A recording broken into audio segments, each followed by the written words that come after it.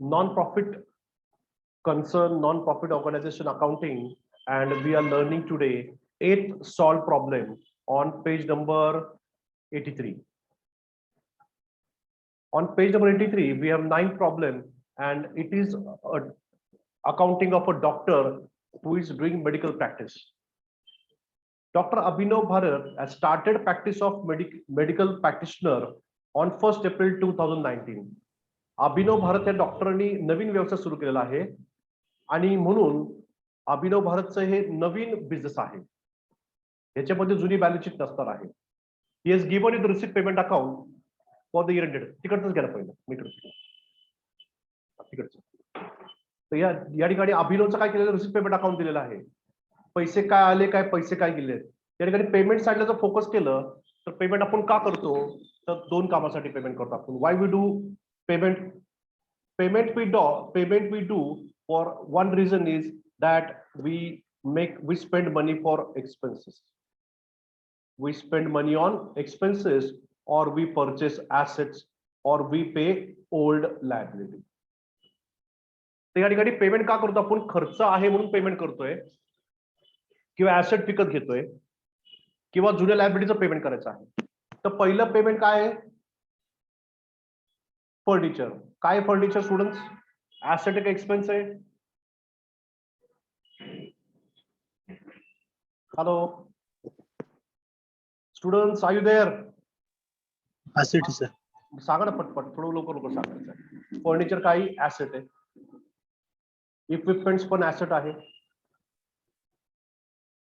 Drugs म्हणजे medicine, drugs म्हणजे medicine.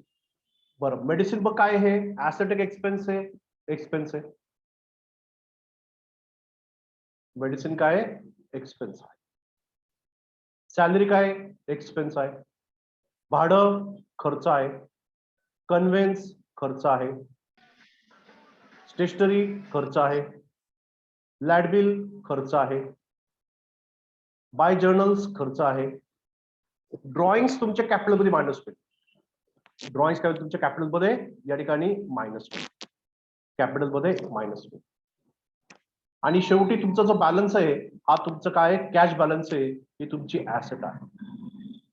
तर रिसिप्ट पेमेंट अकाउंटला डॉक्टरांचं रिसिप्ट पेमेंट अकाउंट आहे, त्यांचं नवीन बिझनेस आहे. पहिलं पेमेंट आहे फर्निचर म्हणजे ऍसेट आहे. मग इक्विपमेंट्स मध्ये ऍसेट आहे. ड्रग्स म्हणजे मेडिसिन विकत घेतले म्हणजे एक्सपेन्स आहे. सॅलरी म्हणजे एक्सपेन्स आहे. सॅलरी म्हणजे एक्सपेन्स आहे. रेंट म्हणजे एक्सपेन्स आहे. कन्व्हेन्स म्हणजे एक्सपेन्स आहे. स्टेशनरी म्हणजे खर्च आहे. लाईट बिल खर्च आहे. जर्नल्स खर्च आहे. आणि या ठिकाणी ड्रॉइंग्स काय कॅपिटल मध्ये मायनस होईल. आणि शेवटचा आयटम का तुमचा ऍसेट आहे. आता यावर काय ऍडजस्टमेंट आहे का चेक करूया.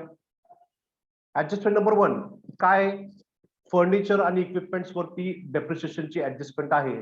रेंटवर ऍडजस्टमेंट आहे. सॅलरीवर ऍडजस्टमेंट आहे. या ठिकाणी rent, salary, furniture adjustment, rent, salary, furniture. So फर्निचरला स्टार मार्क करतो, ऍडजस्टमेंट आहे. इक्विपमेंटला स्टार मार्क, ऍडजस्टमेंट आहे. सॅलरी स्टार मार्क, ऍडजस्टमेंट आहे. Drugs for star mark, adjustment आहे. आणि या ठिकाणी मग फर्स्ट ऍडजस्टमेंट कशावर आहे, रिसिप्ट पेमेंट आहे, याच्यावरती आहे, इन्कमवर आहे. रेंटवर ऍडजस्टमेंट आहे. सॅलरीवर आहे. ड्रग्सवर आहे. आणि या ठिकाणी फर्निचर आणि इक्विपमेंट्स असे तुमचे टोटल 5 स्टार मार्क व्हायला पाहिजेत. या ठिकाणी 5 स्टार मार्क झालेले आहेत. Salary, drugs, equipments, furniture, and one more is what, stock of drugs. Drugs वरती पण ऍडजस्टमेंट आहे. तर ड्रग्स वरती पण ऍडजस्टमेंट स्टार मार्क केलंय. येस, रेंट, हो रेंट वरती राहिलं. So we have 5 star marks on this side. आता जो पैसा आलेला आहे तो काय आहे, सगळ्यात पहिलं कॅश इंट्रोड्यूस म्हणजे कॅपिटल आहे. डॉक्टरनी 25 काय केलं या ठिकाणी, त्यांची डिस्पेन्सरी सुरू केलेली आहे. त्यांना व्हिजिट फीज मिळाली म्हणजे त्यांचं काय ते इन्कम आहे. डिस्पेन्सरीमध्ये पेशंटापासून जे काय ओपीडीचे पैसे मिळवले ते पण त्यांचा इन्कम आहे. आणि त्यांचा सेंट्रल म्हणजे काय, हा पण त्यांचा इतर इन्कम आहे. सो पेमेंट साइडला सगळ्यात पहिलं 2 आयटम आहेत ते ऍसेट्स आहेत. फर्निचर, इक्विपमेंट स्टार मार्क केलेला आहे. आणि म्हणून बॅलन्स शीटच्या ऍसेट साइडला या ठिकाणी फर्निचर आणि इक्विपमेंट्स इनर कॉलम मध्ये, फर्निचर इनर कॉलम मध्ये, 8,000, इक्विपमेंट्स 8,000, सॉरी 10,000 इनर कॉलम मध्ये. त्यावर ऍडजस्टमेंट आहे 8% डेप्रिशिएशन. 8,008% म्हणजे 640 मायनस केले आउटर कॉलमला 7360. इक्विपमेंट्स वरती डेप्रिशिएशन 5% सांगितलेलं आहे, 500 रुपये मायनस केले आउटर कॉलमला 9,500. हे दोन आयटम आपल्या ऍसेट मध्ये काय झालेले मायनस झालेले आहेत, म्हणजे आपलं काय झालं ठिकाणी लॉस झालाय, प्रकारचा खर्च आलाय. आणि म्हणून हे 740 आणि 500 ही डेप्रिशिएशनची अमाऊंट तुमच्या इन्कम एक्सपेंडिचरच्या डेबिट साइडला टू डेप्रिशिएशन या ठिकाणी फर्निचर 640, इक्विपमेंट्स 500, टोटल 1140 रुपये तुमचं डेप्रिशिएशन झालेलं आहे. सो तुमचे पेमेंट साइडचे पहिले दोन आयटम जे आहेत ऍसेटचे ते पण झालेले आहेत आणि या ठिकाणी ऍडजस्टमेंट पण झालेली आहे. पेमेंट साइडला पहिले दोन आयटम काय होते, ऍसेट्स होते. आता या ठिकाणी काय ड्रग्ज आहे, सॅलरी आहे, रेंट आहे, कन्व्हेन्स आहे. हा खर्च आहे. Drug, salary, rent, conveyance. Drugs खर्च आहे, सॅलरी खर्च आहे, रेंट खर्च आहे. तिघांनी स्टार मार्क केलाय. इन्कम एक्सपेंडिचरच्या डेबिट साइडला या ठिकाणी ड्रग्स इनर कॉलम मध्ये 7,000, सॅलरीज डेबिट साइडला इनर कॉलम मध्ये 12,000, रेंट वर पण ऍडजस्टमेंट आहे इनर कॉलमला. हे तीन खर्च आपण या ठिकाणी डेबिट साइडला घेतला. नंतर after 3 expenses we have conveyance किती आहे 4,000. कन्व्हेन्स मध्ये काय ऍडजस्टमेंट आहे का बघूया. कन्व्हेन्स मध्ये ऍडजस्टमेंट काहीच नाहीये. There is no adjustment here. आणि त्यांनी 40% डोमेस्टिक कुठे दाखवलंय. इथे एक ऍडजस्टमेंट राहिलेली आहे पुस्तकामध्ये, पेन्सिल सगळे लिहून टाका. 5th adjustment, conveyance includes personal. Conveyance includes personal. Personal how much? 40%. Conveyance काय includes 40% personal travel. जो कन्व्हेन्सचा खर्च आहे त्यामध्ये 40% काय आहे त्याचा वैयक्तिक खर्च आहे. या ठिकाणी कन्व्हेन्स किती सांगा बरं. 4,000. 4,000 जो कन्व्हेन्स आहे त्याचे 40% त्याचे वैयक्तिक खर्च आहे. आणि म्हणून कन्व्हेन्स, स्टेशनरी, इलेक्ट्रिकल हे जातील तुमच्या इन्कम एक्सपेंडिचर डेबिट साइडला. सो या ठिकाणी डेबिट साइडला टू कन्व्हेन्स ऍडजस्टमेंट आहे म्हणून इनर कॉलम मध्ये 4,000. 40%, 4,000 40% म्हणजे किती 1,600. जर 1,600 मायनस केले तर आउटर कॉलमला किती आले 2,400 आले. किती आले 2,400. मग हे तुमचा पर्सनल खर्च आहे म्हणजे हा ड्रॉइंग्स आहे. त्याचा वैयक्तिक खर्च किती आहे 40% म्हणजे याला ड्रॉइंग्स म्हणतो आपण. आणि मग त्याच्या कॅपिटल मध्ये हे मायनस होईल. आणि मग या ठिकाणी कॅपिटल फंड मध्ये लेस ड्रॉइंग्स या ठिकाणी ट्रॅव्हलिंगचे 1,600 रुपये मायनस केलेले आहेत. ऍडिशनल ड्रॉइंग्स कशाचे या ठिकाणी कन्व्हेन्सचे आहेत 40%, 1,600 रुपये. सो पेमेंट साइडला आपण बघितलंय कन्व्हेन्स झालेला आहे, त्याच्यावर ऍडजस्टमेंट पण बघितली. स्टेशनरी हा खर्च आहे. किती स्टेशनरीचा खर्च 500 रुपये. यावर काय ऍडजस्टमेंट आहे का स्टेशनरीवरती काहीच नाहीये. सो स्टेशनरी एक्सपेन्स आहे म्हणून एक्सपेंडिचर साइडला डेबिटला टू स्टेशनरी खर्च आहे, ऍडजस्टमेंट नाही म्हणून डायरेक्ट आउटर कॉलमला 500.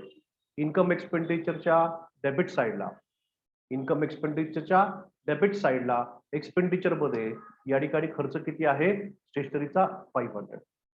त्यानंतर लाईट बिल आहे. लाईटचं बिल किती भरलंय 5,000.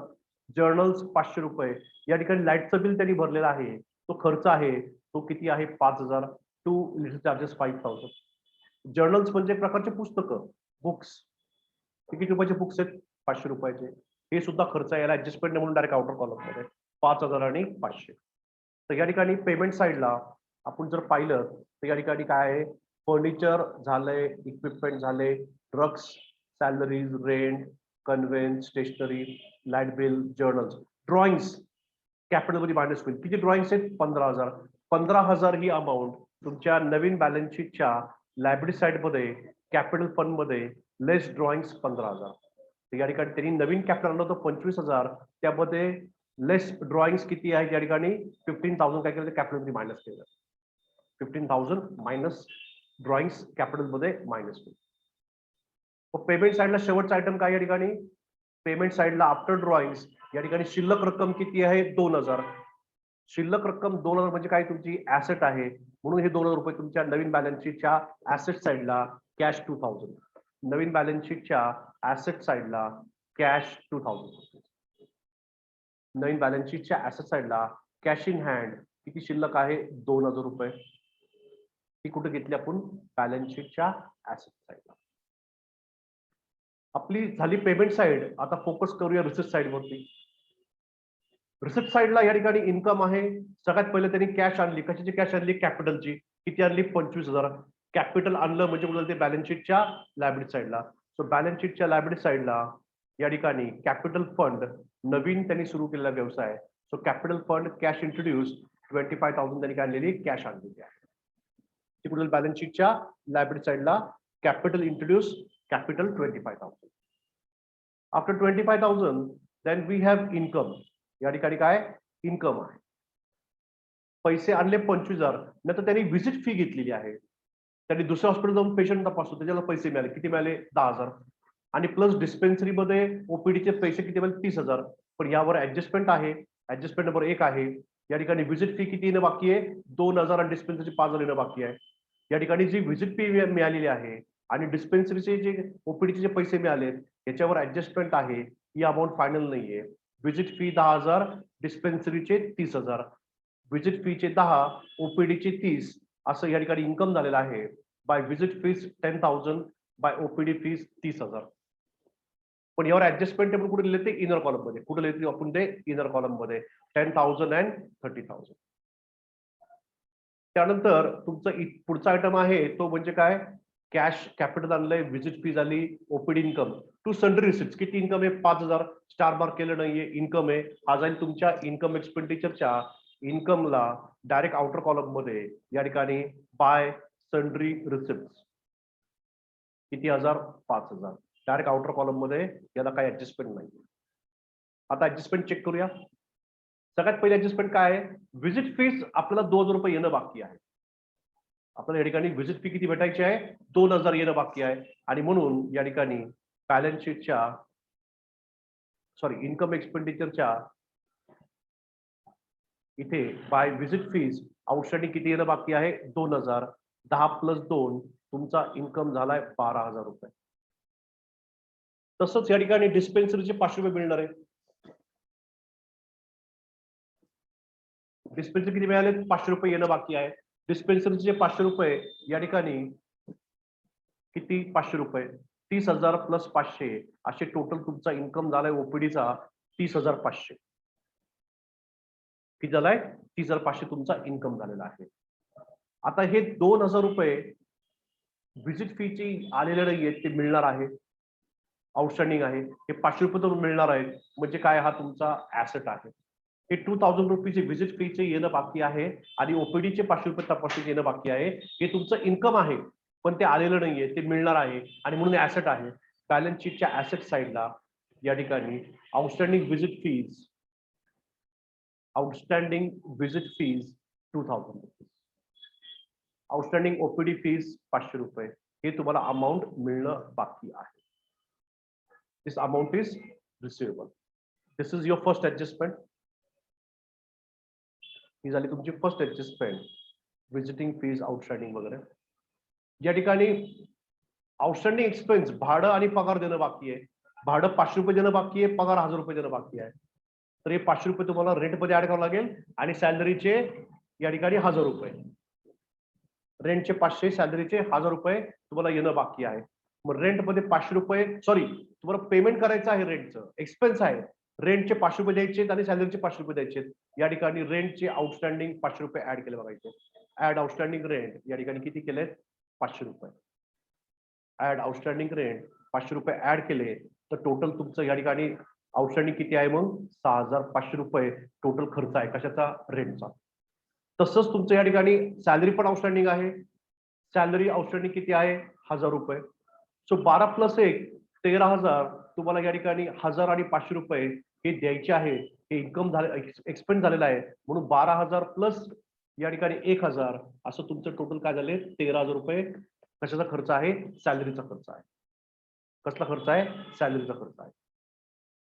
आणि मग या ठिकाणी आउटस्टँडिंग रेंट किती आहे 500 रुपये ते ऍड केले 6,000 + 500 6,500.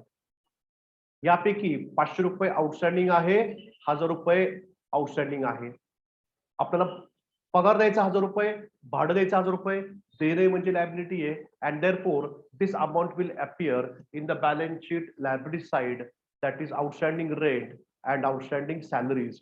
या ठिकाणी भाडं देणं बाकी आहे किती, 500 रुपये, आणि या ठिकाणी आउटस्टँडिंग सॅलरी किती आहे, 1000 रुपये. हा second effect. So we finish with the adjustment. Now let's see what is the next adjustment. पुढची ऍडजस्टमेंट आहे या ठिकाणी स्टॉक ऑफ ड्रग्स. जे डॉक्टरने औषधं घेतले होते त्यापैकी 1000 रुपयाचा औषधं आपण वापरले नाहीये, शिल्लक आहे. म्हणजे ह्या ठिकाणी एक्सपेंडिचर मध्ये आपण जो दाखवतोय ड्रग्स विकत घेतले 7000 रुपयाचे, त्यातले शिल्लक आहे किती आहे, 1000 रुपये शिल्लक आहेत. म्हणजे आपण टोटली फक्त 6000 रुपयाचे औषधं ड्रग्स या ठिकाणी काय केले, पेशंटला दिलेलं आहे. So 7000 minus 1000, your actual expenses is 6000. हा स्टॉक आहे कशाचा, औषधाचा. आपण पुढच्या वेळेस वापरू. आपण हे 1000 रुपये काय करूया, पुढच्या वर्षी वापरूया. आपला स्टॉक आहे, एक प्रकारचा क्लोजिंग स्टॉक आहे. सो बॅलन्स शीटच्या ऍसेट साइडला स्टॉक ऑफ ड्रग्स 1000 रुपीज. तर इथे एक मायनस केलं. सेकंड इफेक्ट, बॅलन्स शीटच्या ऍसेट साइडला या ठिकाणी स्टॉक ऑफ ड्रग्स जर बघितलंय तर किती आहे, 1000 रुपीज. जे औषध आपण वापरले नाहीयेत ते आपण उद्याही वापरू शकतो, आणि म्हणून कुठे दाखवते, बॅलन्स शीटच्या ऍसेट साइडला स्टॉक ऑफ ड्रग्स 1000 रुपीज. हा तुमचा सेकंड इफेक्ट आहे. या ठिकाणी आपली शेवटची ऍडजस्टमेंट डेप्रिशिएशन वर होती, ती आपण ऑलरेडी केलेली आहे. So we are finish with all the adjustment. नियमाने we have to close first the income expenditure account. या ठिकाणी आपल्याला इन्कम एक्सपेंडिचर अकाउंट क्लोज करणं गरजेचं आहे. मग इन्कम एक्सपेंडिचर मध्ये काय झालेलं आहे, तर इन्कम एक्सपेंडिचर मध्ये इन्कम बाजू आहे 47500. इन्कम बाजू किती आहे, 47500. ती डेबिट साइडला कॉपी केलेली आहे. तर या प्रॉब्लेम मध्ये इन्कम हा एक्सपेंडिचर पेक्षा मोठा आहे, एक्सपेंडिचर पेक्षा मोठा आहे. आणि इन्कम किती आहे, 47500. किती आहे, 47500. आणि खर्च किती आहे या ठिकाणी, 35040 रुपये खर्च आहे. 35060, सॉरी, 35040 अंदाज एवढा खर्च आहे. म्हणजे कमीच आहे खर्च. इन्कम जास्ती आहे, म्हणून इन्कम जास्त म्हणून कुठल्या बाजूला, क्रेडिट साइडला. तर हीच अमाऊंट आपण डेबिटला कॉपी करायची आहे, 47500.